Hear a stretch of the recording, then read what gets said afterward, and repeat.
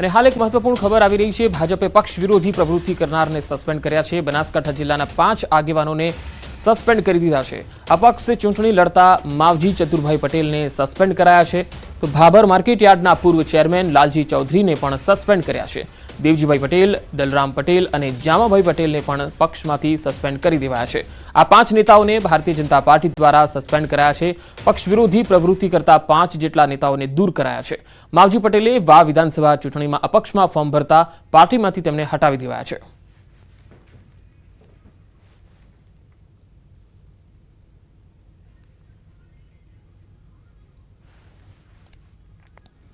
તો વાવની પેટા ચૂંટણીમાં ઉમેદવારોના વચનોની લહાણી પણ જોવા મળી છે। કોંગ્રેસ ઉમેદવાર ગુલાબસિંહ રાજપૂતે નિવેદન આપ્યું, જીતીશ તો ગૌ માતાને રાજ્ય માતાના દરજ્જાનું બિલ લાવીશ।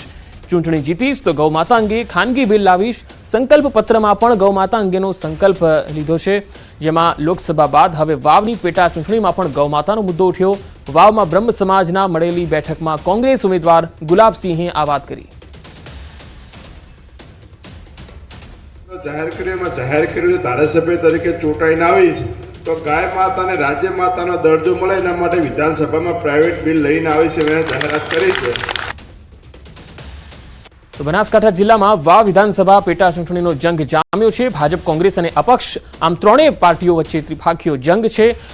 અપક્ષ ઉમેદવાર માવજી પટેલ પણ જીત માટે એડી ચોટીનું જોર લગાવતા દેખાઈ રહ્યા છે। ભાભરમાં પટેલ બોર્ડિંગમાં માવજી પટેલના સમર્થનમાં સભા યોજાઈ, ત્યારે ચૌધરી સમાજના હજારો લોકોની આગેવાનીમાં યોજાયેલા આ બેઠકમાં અપક્ષ ઉમેદવાર માવજી પટેલ સહિત લાલજી પટેલ તેમજ ચૌધરી સમાજના અનેક આગેવાનો ઉપસ્થિત રહ્યા।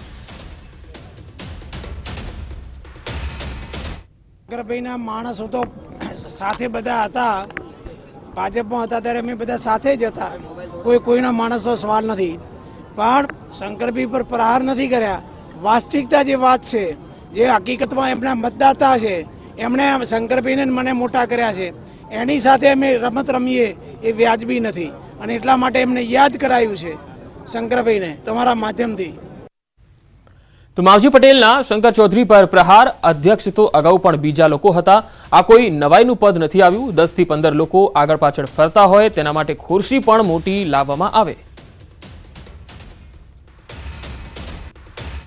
આપણા વિધાનસભાના અધ્યક્ષ તો હિંમતલાલ મોણાની 32 ગામમાંથી હતા। આપણા અધ્યક્ષ તો આ દિયોદર વિધાનસભા ક્ષેત્રમાં ગુમાનસિંહ બાપુ પણ હતા। આ કોઈ નવાઈનું પદ આવ્યું નથી રૂ, એટલે જો તો કે ના સાહેબ જોડે અમે જિંદગી પડ્યા ન હોય તે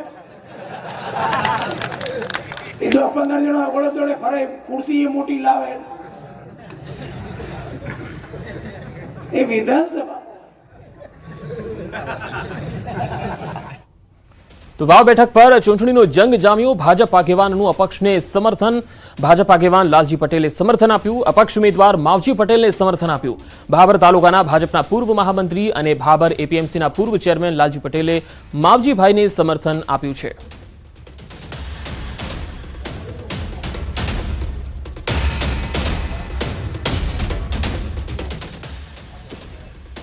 તો ભાજપ આગેવાન લાલજી પટેલનો મોટો દાવો, માવજી પટેલની ઉમેદવારી અંગે કર્યો આ દાવો। ચૌધરી સમાજની નારાજગી અંગે દાવો કરતા કહ્યું, હું સમાજ સાથે છું, ભાજપ સાથે નહીં। મારા જેવા અનેક હોદ્દેદારો માવજીભાઈના સમર્થનમાં છે। ભાજપે ઠાકુર સમાજના અન્ય ઉમેદવારને ટિકિટ આપી હોત તો અમે ઉમેદવારી ન કરતા। અમારે માત્ર ને માત્ર સ્વરૂપજી ઠાકોરનો વિરોધ છે।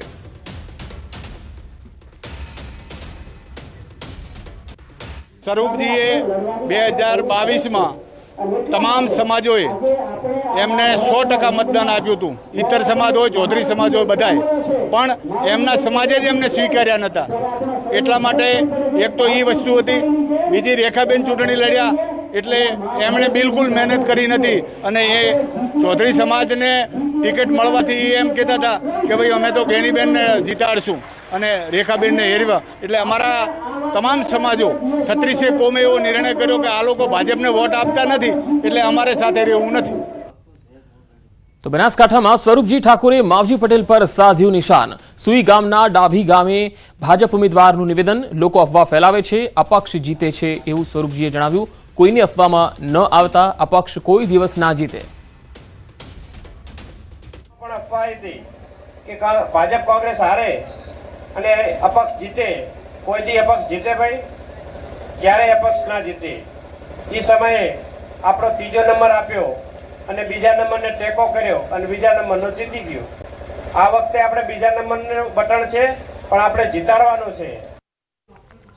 તો બનાસકાંઠાની વાવ બેઠકની પેટા ચૂંટણીની મતદાનની તારીખ હવે નજીક આવી જતા વધુ રસપ્રદ બની રહી છે. કોંગ્રેસ સાંસદ જ્ઞાનીબેન ઠાકોરના એક વાયરલ વિડીયોને ટાંકીને ભાજપ નેતા અલ્પેશ ઠાકોરે જે ટિપ્પણી કરી છે તે હાલ જિલ્લાભરમાં ચર્ચાનું કેન્દ્ર બની. વાયરલ વિડીયોમાં જ્ઞાનીબેન બોલ્યા હતા કે ઠાકોર નેતાને મત આપજો. તો આ વિડીયોને ટાંકીને અલ્પેશ ઠાકોરે કહ્યું આપણા નેતા પણ સ્વરૂપજીને જ મત આપવા અપીલ કરી રહ્યા છે. આમ તો આ ચૂંટણી ભાજપ કોંગ્રેસ ઉપરાંત એક અપક્ષને કારણે ત્રિપાખીયો જંગ બની છે, પરંતુ હાલમાં જિલ્લામાં ચર્ચાનું કેન્દ્ર બન્યું છે. જ્ઞાનીબેનનો વાયરલ થયેલો એક આ વિડીયોમાં જ્ઞાનીબેન બોલતા સંભળાઈ રહ્યા છે કે તમે ભાજપ કે કોંગ્રેસની ટિકિટ લાવો, હું સમાજને છૂટ આપું છું કે ઠાકોર સમાજના વ્યક્તિને વોટ આપજો.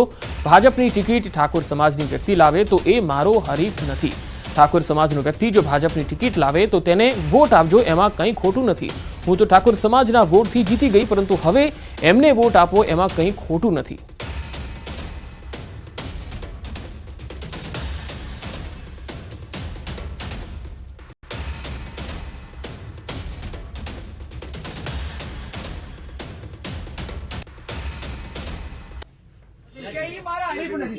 તમે કાલે ભાજપની કોંગ્રેસની ટિકિટ લાવો અને હું સમાજને છૂટ આપું છું કે અહીંયા વોટ આપજો.